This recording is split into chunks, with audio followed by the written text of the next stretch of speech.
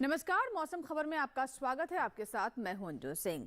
मौसम खबर में जानेंगे अगले 24 से 48 घंटों में कैसा रहेगा मौसम का मिजाज, कहां होगी बारिश, कहां चलेंगी तेज हवाएं, तापमान की स्थिति कैसी रहेगी, कहां ठंड और अधिक पड़ने की आशंका है और कैसी स्थिति रहेगी उत्तर भारत में ठंड की। लेकिन शुरुआत करते हैं 5 बड़ी खबरों के साथ। आइए सिलसिलेवार तरीके से नजर डालते हैं। सबसे पहले आपको हम जानकारी देते हैं जम्मू कश्मीर के बारे में, जहाँ अगले 6 दिन हल्की बारिश हो सकती है। यानी जम्मू कश्मीर में अगले 6 दिन बारिश की संभावना बन रही है।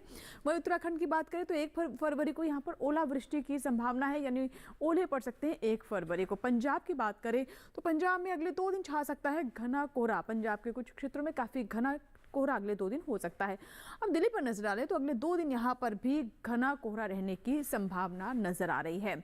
हरियाणा पर नजर डालते हैं 1 फरवरी को यहाँ पर कई इलाकों में बरसात हो सकती है। तो ये थी मौसम से जुड़ी 5 बड़ी खबरें। आइए बात करते हैं सर्द अलर्ट के बारे में, सर्द अपडेट के बारे में, जिसमें हम आपको जानकारी देते हैं कि देश के विभिन्न हिस्सों में ठंड की स्थिति क्या है, कहां पर कितनी ज़्यादा ठंड पड़ रही है, कहां कोहरा पड़ सकता है, कहां कोल्ड वेव चल सकती है। इसके बारे में हम आपको जानकारी देते हैं। फिलहाल पूरा मैप देखिए, जहां आप सावधान देख रहे हैं, जो लाल रंग में क्षेत्र है वहां पर सावधान रहने की जरूरत है।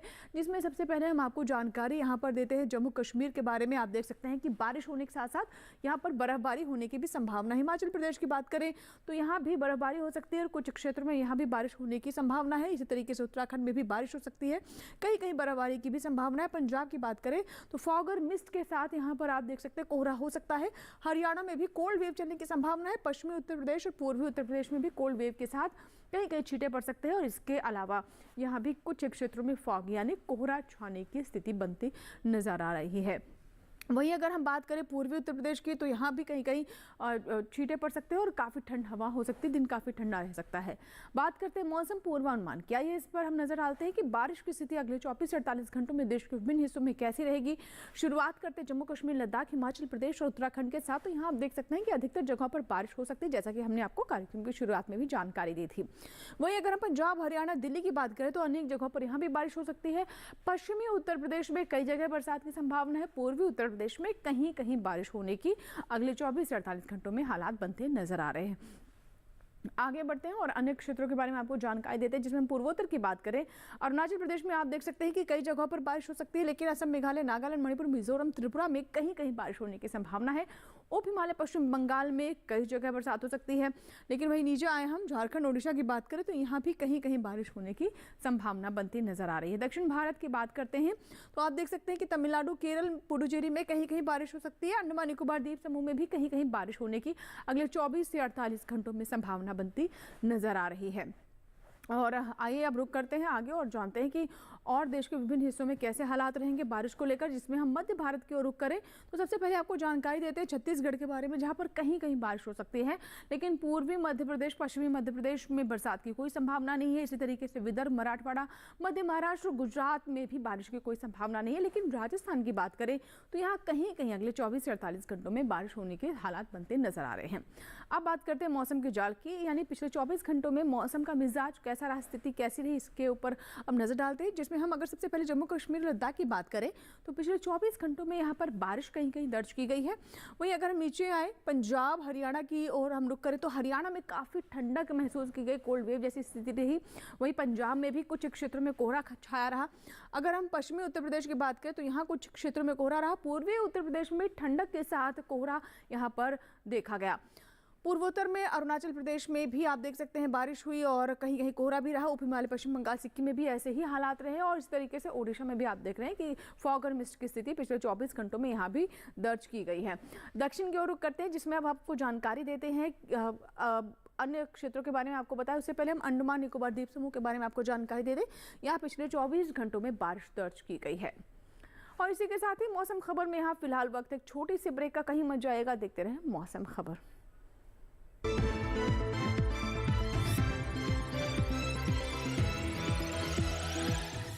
Come on boys, let's go practice. अरे रुक यार, मेरे बैंक अकाउंट में गलत एंट्री का प्रॉब्लम हो गया है। अरे तो बैंक को कंप्लेन करना। बैंक को लिखे 1 महीना हो गया है, बट वो गूगली पे गूगली डाले जा तो रहे हैं। आरबीआई के लोकपाल को इन्फॉर्म करो। रुक, मैं समझाता हूँ। जैसे क्रिकेट में थर्ड अंपायर, वैसे ही आरबीआई का ओम्बुड्समैन। आरबीआई कहता है अगर बैंक आपकी कंप्लेंट को 1 महीने में नहीं सुलझाता तो आप आरबीआई के कंप्लेंट मैनेजमेंट सिस्टम पर ऑनलाइन कंप्लेंट कर सकते हैं। ये आरबीआई का आसान तरीका है आपकी कंप्लेंट सुलझाने का, और वो भी फ्री। आरबीआई कहता है जानकार बनिए, सतर्क रहिए।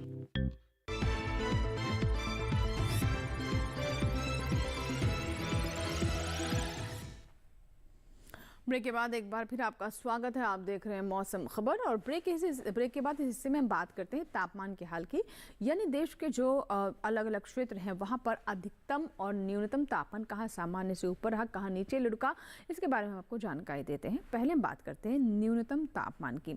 न्यूनतम तापमान में अगर हम बात करें तो पूर्वी उत्तर प्रदेश, पश्चिमी उत्तर प्रदेश, हिमाचल प्रदेश में तापमान 1.6 से 3 डिग्री सेल्सियस कम दर्ज किया गया, यानी सामान्य से यहाँ पर 1.6 से 3 डिग्री सेल्सियस के बीच में न्यूनतम तापमान सामान्य से इतना कम रहा है, यानी यहाँ पर गिरावट दर्ज की गई है। वहीं अगर हम बात करें बिहार ओडिशा की तो 1.6 से 3 डिग्री सेल्सियस के बीच में यहाँ भी जो न्यूनतम तापमान है सामान्य से नीचे लुढ़का है, सामान्य से यहाँ भी कम दर्ज किया गया है। और आइए अब आगे नजर डालते हैं कैसी स्थिति रही भीतरी उत्तर कर्नाटक में। तो यहाँ आप देख सकते हैं 1.6 से 3 डिग्री सेल्सियस के बीच में न्यूनतम तापमान सामान्य से नीचे रहा है, सामान्य से यहाँ पर कम दर्ज किया गया है। आगे आपको जानकारी देते हैं अन्य क्षेत्रों के बारे में, जिसमें अब हम नजर डालते हैं। यहाँ पर आप देख सकते हैं कच्छ सौराष्ट्र पर, जिसमें आप नजर डालें तो 3.1 से 5 डिग्री सेल्सियस के बीच में जो न्यूनतम तापमान है सामान्य से ये अधिक रहा है, सामान्य से ये ज्यादा दर्ज किया गया है। बिहार के मोतिहारी में सबसे कम तापमान 5 डिग्री सेल्सियस दर्ज किया गया है। आइए बढ़ते हैं आगे और अधिकतम तापमान की बात करते हैं। कहाँ कहाँ अधिकतम तापमान सामान्य से कम रहा या फिर ज़्यादा दर्ज किया गया। जम्मू कश्मीर, लद्दाख, हिमाचल प्रदेश आप देख सकते हैं यहाँ पर 3.1 से 5 डिग्री सेल्सियस जो अधिकतम तापमान है सामान्य से यहाँ पर ज़्यादा ही दर्ज किया गया है।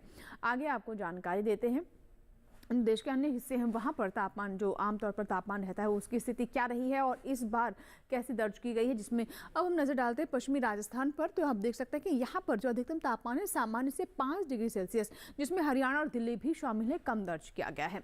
नजर डालते हैं पश्चिमी उत्तर प्रदेश पर। तो आप देख सकते हैं कि अधिकतम तापमान 3.1 से 5 डिग्री सेल्सियस यहाँ पर कम दर्ज किया गया है। ठंडक लगातार यहाँ पर महसूस की जा रही है। तापमान आप देख रहे हैं कि जो नीचे जा रहा है उसका प्रभाव साफ तौर पर महसूस किया जा रहा है। आइए आपको जानकारी देते हैं आप छत्तीसगढ़ के बारे में, जहां आप देख रहे हैं कि 3.1 से 5 डिग्री सेल्सियस के बीच में जो अधिकतम तापमान है सामान्य से यहाँ पर ऊपर दर्ज किया गया है, ज्यादा दर्ज किया गया है। तो आप बात करें हम तापमान के हाल की, और इसी में अब हम आपको बताते हैं कि सबसे अधिक तापमान कहाँ रहा है। तो आप देख सकते हैं कि तटीय कर्नाटक के कारवार में 35.6 डिग्री सेल्सियस ये तापमान दर्ज किया गया है। तो ये तो बात हुई अधिकतम और न्यूनतम तापमान कहाँ, कौन से वो क्षेत्र हैं जहाँ सामान्य से ज़्यादा या कम दर्ज किया गया है। आइए अब नजर डालते हैं देश के अन्य हिस्सों पर भी।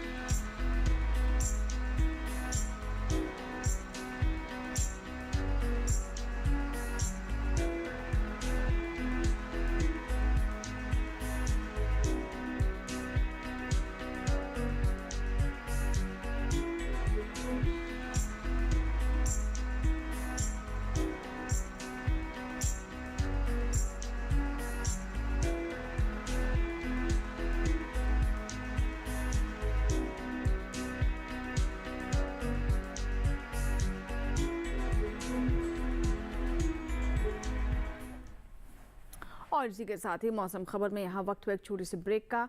ब्रेक के बाद भी मौसम खबर जारी रहेगा, कहीं मत जाइएगा।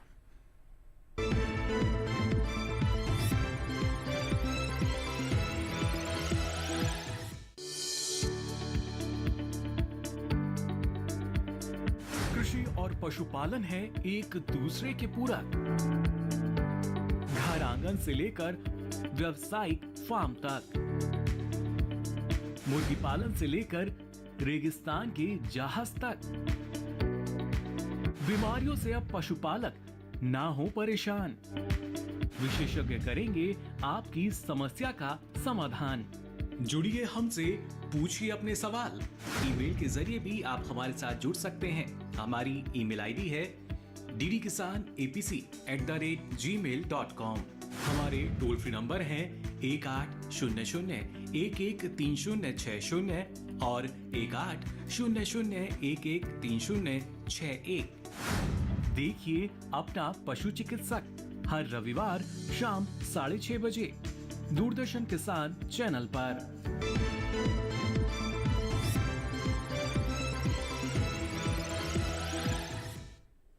ब्रेक के बाद एक बार फिर आपका स्वागत है। आप देख रहे हैं मौसम खबर और मौसम खबर के इस भाग में हम अब बात करते हैं कैसी रही स्थिति देश के विभिन्न बड़े शहरों में, यानी एयर क्वालिटी इंडेक्स के बारे में आपको जानकारी देते हैं। आइए उस पर हम नज़र डालते हैं। वायु गुणवत्ता पर सिलसिलेवार तरीके से हम इस पर आपको जानकारी देते हैं। सबसे पहले हम बात करते हैं दिल्ली के बारे में, जहां आप देख रहे हैं कि एयर क्वालिटी अभी भी बहुत ख़राब है, 411 बनी हुई है। पुणे की बात करें तो यहाँ स्थिति आप देख रहे हैं काफ़ी बेहतर नज़र आ रही है। एयर क्वालिटी इंडेक्स में यहाँ आप देख रहे हैं कि पुणे में जो इंडेक्स है वो 47 है। मुंबई की बात करें तो फिलहाल यहाँ भी हालात संतोषजनक बने हुए हैं, 119 है यहाँ पर पुणे की एयर क्वालिटी। आगे आपको जानकारी देते हैं कोलकाता के बारे में। तो कोलकाता में एयर क्वालिटी इंडेक्स आप देख रहे हैं 161 है और ये भी फिलहाल काफ़ी संतोषजनक स्थिति में है। बेंगलुरु की बात करें तो 83 है यहाँ की एयर क्वालिटी इंडेक्स और ये फिलहाल अच्छी की स्थिति में बनी हुई है। आइए अब आपको जानकारी देते हैं लखनऊ के बारे में। तो फिलहाल लखनऊ में एयर क्वालिटी इंडेक्स में थोड़ा सुधार हुआ, 187 है और ये संतोषजनक श्रेणी में है। पटना की बात करें तो पटना में फिलहाल हालात अभी भी खराब ही है। आप देख रहे हैं 347 है और ये खराब की स्थिति में है यहाँ की जो वायु गुणवत्ता है। हैदराबाद में 91 है और ये आप देख रहे हैं कि अच्छी स्थिति में है, 100 से नीचे है एयर क्वालिटी इंडेक्स हैदराबाद का।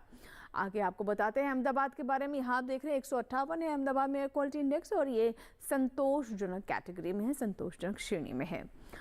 और आइए अब बात करते हैं पर्यटक स्थलों के बारे में, यानी पर्यटन पूर्वानुमान की जानकारी आपको देते हैं। अगले 4 दिनों में देश के जो लोकप्रिय पर्यटक स्थल है वहां पर मौसम का हाल क्या रहेगा। जम्मू कश्मीर की हम शुरुआत करते हैं और इसमें सबसे पहले आपको जानकारी देते हैं जम्मू के बारे में, जहां बुधवार को बारिश हो सकती है, गुरुवार को गरज चमक के साथ बौछारें पड़ सकते हैं, लेकिन उसके 2 दिन बाद जो मौसम थोड़ा सुधरेगा, बादल छाए रहेंगे, यानी बारिश की कुछ संभावना जरूर बनी रहेगी, लेकिन धूप भी खिलती रहेगी। अधिकतम तापमान में आप देख रहे वेरिएशन है, यहाँ 18 से 21 डिग्री सेल्सियस के बीच में तापमान दर्ज किया जा सकता है। हिमाचल प्रदेश के कसौली की बात करें तो आप देख रहे हैं बुधवार और गुरुवार को यहाँ पर थोड़ी बर्फबारी हो सकती है। शुक्रवार को हालांकि बर्फबारी की या फिर बारिश होने की संभावना नहीं है, लेकिन बादल छाए रहेंगे, धूप भी खिलेगी। इसके साथ ही शनिवार को फिर से यहाँ पर बारिश का सामना करना पड़ सकता है। अधिकतम तापमान 11 से 12 डिग्री सेल्सियस और न्यूनतम तापमान 1 से 2 डिग्री सेल्सियस के बीच रहेगा। उत्तराखंड के अल्मोड़ा की बात कर लेते हैं। बुधवार और गुरुवार दोनों ही दिन गरज चमक के साथ बौछारें पड़ सकती हैं। शुक्रवार को मौसम साफ रहेगा, बिल्कुल चटक धूप खिलेगी, लेकिन तापमान काफ़ी गिर जाएगा। आप देख रहे हैं यहाँ अधिकतम तापमान 19 है, वहीं शुक्रवार को ये 9 डिग्री सेल्सियस जा सकता है और माइनस में न्यूनतम तापमान है, यानी शुक्रवार का दिन काफ़ी ठंडा हो सकता है। शनिवार को हालांकि थोड़े हालात सुधरेंगे, बादल छाए रहेंगे, धूप भी खिलेगी। पंजाब के जालंधर की बात कर लेते हैं। यहाँ आप देख रहे हैं बुधवार और गुरुवार को बादल छाए रहेंगे, धूप भी खिलेगी, लेकिन शुक्रवार आते आते यहाँ पर काफ़ी अच्छा मौसम हो सकता है, काफ़ी बढ़िया धूप खिलेगी। शनिवार आते आते फिर से एक बार बारिश होने की संभावना है और शनिवार को तापमान में भी आप देख रहे हैं गिरावट है, 12 डिग्री सेल्सियस अधिकतम तापमान और न्यूनतम तापमान 6 डिग्री सेल्सियस हो सकता है। यानी जालंधर में शनिवार का दिन काफ़ी ठंडा होने की फिलहाल स्थिति बनती नजर आ रही है। हरियाणा के हिसार की बात कर लेते हैं। बुधवार और गुरुवार दोनों दिन यहाँ पर बादल छाएंगे, धूप भी खिलेगी। शुक्रवार को अच्छी चटक धूप रहेगी, क्लियर स्काई रहेगा, लेकिन शनिवार आते आते एक बार फिर बादल छा सकते हैं, धूप भी खिल सकती है। अधिकतम तापमान 14 से 19 डिग्री सेल्सियस के बीच में रहेगा, यानी अगले 4 दिनों में तापमान में काफ़ी उतार चढ़ाव यहाँ पर हम देख रहे हैं।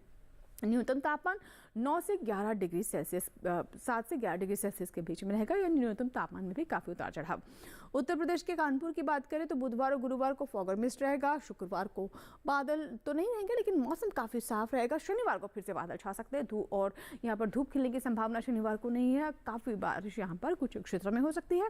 अधिकतम तापमान 21 से 22 डिग्री सेल्सियस, न्यूनतम तापमान 9 से 11 डिग्री सेल्सियस के बीच में यहाँ दर्ज किया जाएगा। अब आपको जानकारी देते हैं झारखंड के बोकारो की। तो चारों दिन में आप देखिए पहले 2 दिन फॉग और मिस्ट की स्थिति नहीं है, बेहतर रहेगा यहाँ पर मौसम, लेकिन बादल छाए रहेंगे, धूप भी खिलेगी। अधिकतम तापमान जहां आप देख रहे हैं बुधवार को 26 डिग्री सेल्सियस है, गुरुवार को 24 और उसके बाद शुक्रवार और शनिवार को 26-27 डिग्री सेल्सियस यहाँ पर रह सकता है। न्यूनतम तापमान 11 से 13-14 डिग्री सेल्सियस के बीच में यहाँ पर दर्ज किया जाएगा। असम के गुवाहाटी की बात कर लेते हैं। बुधवार को यहाँ पर फॉग और मिस्ट रहेगा और अगले 3 दिन यहाँ पर बारिश हो सकती है।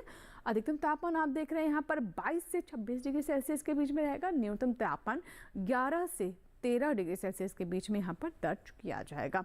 तो असम में गुवाहाटी की स्थिति है जहाँ आप देख रहे हैं कि बुधवार को फॉग और मिस्ट है, लेकिन उसके बाद बारिश ही बारिश है अगले 3 दिन। तेलंगाना के हैदराबाद की बात कर लेते हैं। तो आप यहाँ पर देखिए चारों दिन फॉगर मिस्ट के हालात हैं। अधिकतम तापमान 31 से 33 डिग्री सेल्सियस, न्यूनतम तापमान 18 से 19 डिग्री सेल्सियस अगले 4 दिनों में ये दर्ज किए जाएंगे। देश के जो विभिन्न हिस्से हैं वहाँ पर अगले 4 दिनों में मौसम का क्या हाल रहेगा, यानी पर्यटन के लिहाज से जो महत्वपूर्ण स्पॉट है उनके बारे में हम आपको जानकारी दे रहे हैं। हैदराबाद की बात कर रहे हैं तो यहाँ पर आप देखिए कि 31 से 32 डिग्री सेल्सियस तापमान रहेगा। राजस्थान के अलवर की बात करें तो बुधवार को यहाँ पर बादल छाएंगे, धूप भी खिलेगी, लेकिन गुरुवार और शुक्रवार काफ़ी अच्छा रहेगा, मौसम सनी डे रहेगा। अधिकतम तापमान आप देख रहे हैं कि हाँ गुरुवार को 25 डिग्री सेल्सियस तक जा सकता है, न्यूनतम तापमान 12 डिग्री सेल्सियस, यानी अन्य दिनों के मुकाबले गुरुवार का दिन यहाँ पे थोड़ा गर्म होगा, थोड़ा वार्म होगा। शुक्रवार को भी मौसम काफ़ी अच्छा रहने वाला है, अच्छी धूप रहेगी। और चलिए पर्यटक स्थलों के मौसम पूर्वानुमान के बाद अब बात करते हैं खेती किसानी के, जिसमें हम आपको बताते हैं कि मौसम के अनुसार और देश के जो विभिन्न हिस्से हैं वहां पर उगाए जाने वाली फसलों को लेकर क्या है विशेषज्ञों की सलाह, किस अनुसार हमारे किसान खेती करें, सावधानी बरतें। आइए देखते हैं इसके बारे में खेती किसानी में आज किस राज्य की हम बात कर रहे हैं। पंजाब के किसान गेहूं की फसल में तना छेदक के प्रबंधन के लिए फिप्रोनिल का छिड़काव कर ले। पंजाब में सरसों की फसल को सफेद रतुआ से बचाने के लिए रिडोमिल गोल्ड को पानी में मिलाकर छिड़कें। पंजाब के किसान आलू की फसल की सही से निगरानी करें। साथ ही यहां आलू को झुलसा रोग से बचाने के लिए किसान इंडोफिल का छिड़काव कर लें। पंजाब में किसान प्याज को पोषक तत्वों और नमी की कमी से बचाने के लिए नियमित अंतराल पर सिंचाई करें। यहाँ के किसान नाशपाती, आड़ू, बेर और अंगूर जैसे फलों को सर्दी से बचाने के लिए इनकी सिंचाई रोक दें। पंजाब में गन्ने की फसल में जड़ भेदक दिखाई देने पर ऐसे पौधों को निकालकर नष्ट कर दें। हरियाणा के किसान चारे की फसल की बुआई समय से कर लें। हरियाणा में मक्का को फॉल आर्मी वर्म से बचाने के लिए जरूरी दवाओं का छिड़काव कर लें। हरियाणा के किसान कद्दू, टमाटर, मिर्च, बैंगन और भिंडी की पकी सब्जियों की तुड़ाई कर लें। यहाँ इस समय लौकी, करेला और टिंडा जैसी सब्जियों की बुआई की जा सकती है। यहाँ भिंडी को रस चूसक कीट से बचाने के लिए नीम आधारित कीटनाशकों का स्प्रे कर लें। हरियाणा में इस समय प्याज की बुआई भी की जा सकती है। बुआई से पहले इनके बीजों को उपचारित जरूर कर लें। हरियाणा में इस समय अंगूर, आम, अमरूद, आंवला और पपीते के पौधे लगाए जा सकते हैं। यहाँ गेहूं की खेती कर रहे किसान इनकी बुआई के 45 दिन बाद दूसरी सिंचाई कर लें। साथ ही गेहूं के खेतों को खरपतवार से मुक्त रखें। हरियाणा में सरसों की फसल में पहली सिंचाई करें। वहीं यहाँ सरसों में तना सड़न रोग दिखाई देने पर इसके नियंत्रण के लिए आवश्यक कीटनाशकों का छिड़काव कर लें।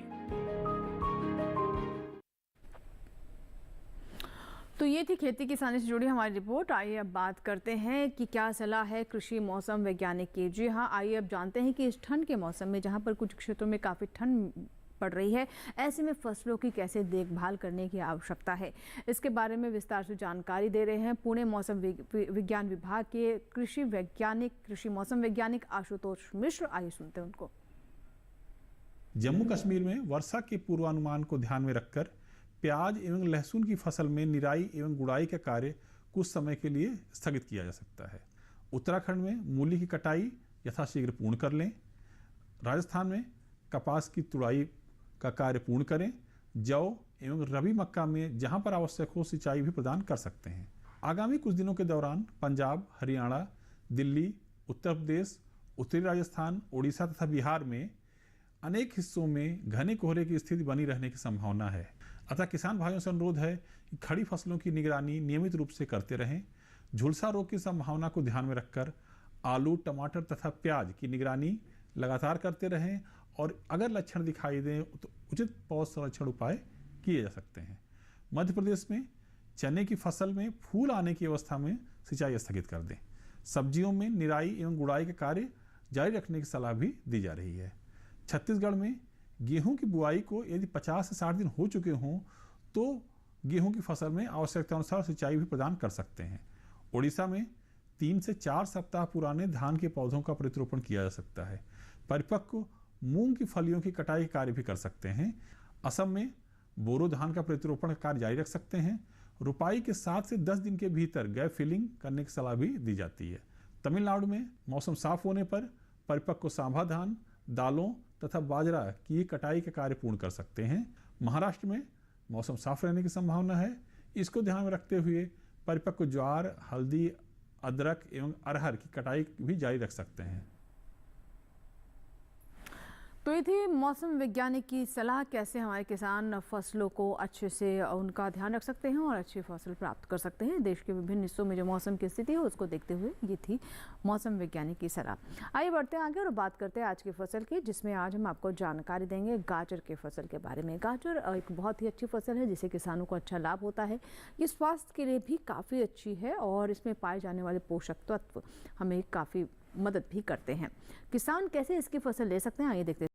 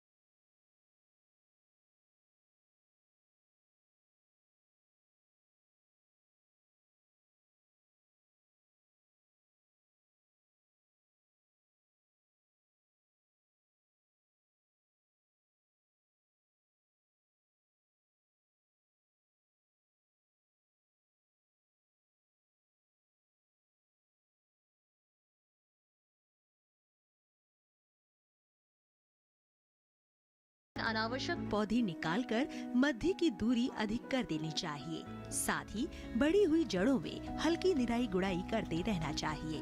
गाजर की फसल पर मुख्य रूप से छोटे छोटे कीड़े मकोड़ों का प्रकोप होता है। इसकी रोकथाम के लिए नीम का काढ़ा पंप की मदद से 10 से 15 दिन के अंतराल पर छिड़काव करें। गाजर की फसलों में आर्द्र गलन रोग के कारण बीज के अंकुरित होते ही पौधे संक्रमित हो जाते हैं, जिससे तने का निचला भाग जो भूमि की सतह से लगा रहता है सड़ जाता है।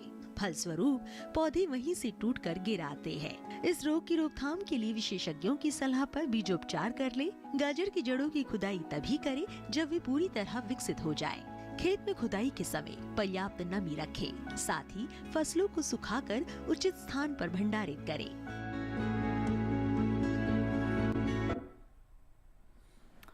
तो ये थी हमारी आज की फसल, जिसमें हमने आपको गाजर के बारे में जानकारी दी।